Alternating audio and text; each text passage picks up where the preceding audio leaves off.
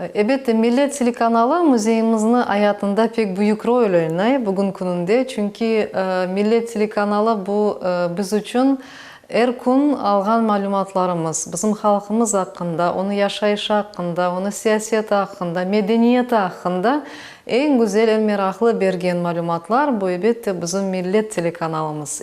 Ve bugün elbette hayırlamağa isteyeyim, doğan gününüz hayırlı olsun.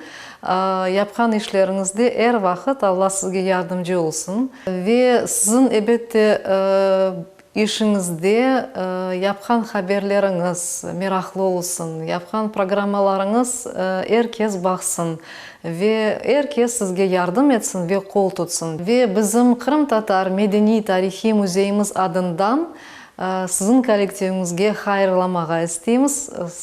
Hayırlı yaşlar olsun. Ve sizin yapkan işlerinizde her daim sizge Allah yardımcı olsun.